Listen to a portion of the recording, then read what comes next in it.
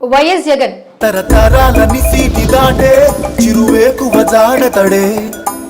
ఆంధ్రప్రదేశ్ రాజకీయాలలో ఆయన ఒక సెన్సేషన్.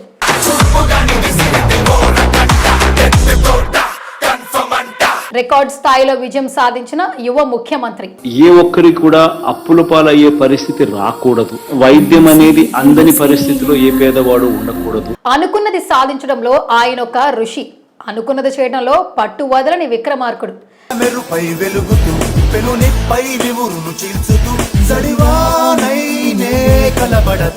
ప్రజల కోసం, ప్రజా శ్రేయస్సు కోసం కష్ట నష్టాలను సైతం లెక్క చేయని నిజమైన నాయకుడు ఆయన. ఆంధ్రప్రదేశ్ రాష్ట్రంలో ఆయన పేరే ఒక వైబ్రేషన్, ఆయన చూపే ఒక శాసనం. మన ఆంధ్రప్రదేశ్ ముఖ్యమంత్రి వైఎస్ జగన్మోహన్ రెడ్డి తక్కువ వయసులోనే ప్రజల మనసులో స్థానం సంపాదించి ముఖ్యమంత్రిగా బాధ్యతలు చేపట్టిన జగన్ జీవిత విశేషాలు ఒకసారి చూద్దాం.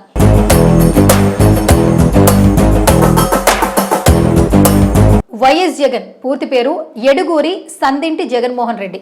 1972 డిసెంబర్ 21న కడప జిల్లాలోని పులివెందులలో దివంగత ఉమ్మడి ఆంధ్రప్రదేశ్ మాజీ ముఖ్యమంత్రి వైఎస్ రాజశేఖర రెడ్డి విజయమ్మ దంపతులకు జన్మించారు. వైఎస్ జగన్ కు షర్మిల అనే ఒక చెల్లెలు కూడా ఉంది. జగన్ చిన్నప్పుడు కొద్ది రోజులు పులివెందుల్లో చదువుకున్నాడు. తర్వాత హైదరాబాద్ పబ్లిక్ స్కూల్లో +2 వరకు చదువుకున్నాడు.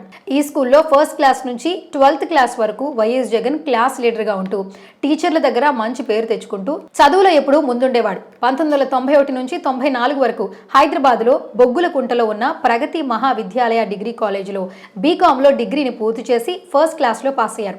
డిగ్రీ పూర్తయిన తరువాత లండన్ వెళ్లి అక్కడ ఎంబీఏను పూర్తి చేశారు.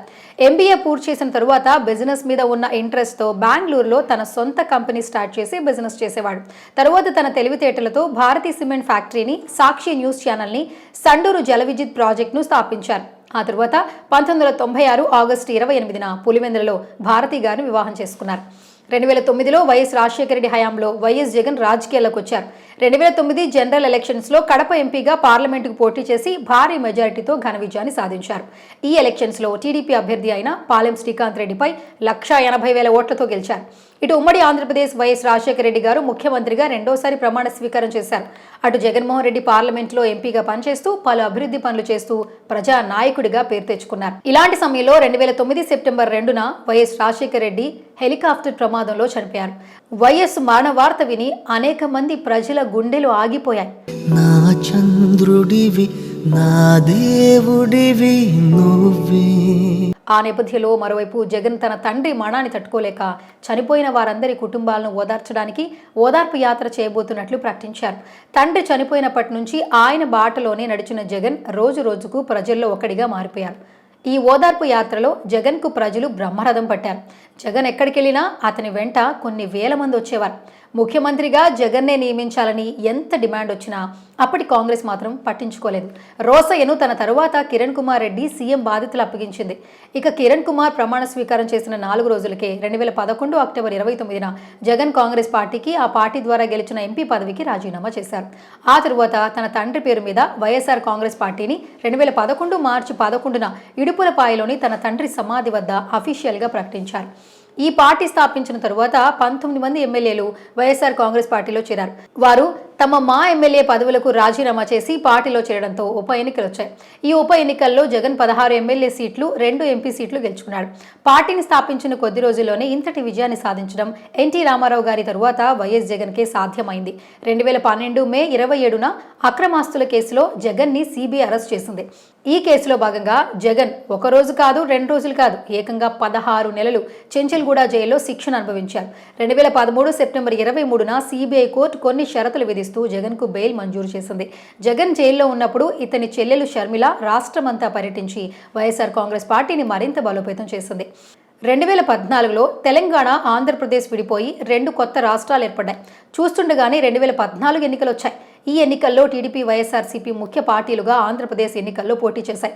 ఈ ఎన్నికల్లో టీడీపీ పార్టీ 102 సీట్లు గెలుచుకుంది. వైఎస్ఆర్సీపీ పార్టీ 67 ఎమ్మెల్యే సీట్లు, 9 ఎంపీ సీట్లు గెలుచుకుంది. టీడీపీ పార్టీ మొత్తం 54% ఓట్లను గెలుచుకుంది. అదే వైఎస్ఆర్సీపీ పార్టీ 43% ఓట్లను గెలుచుకుంది.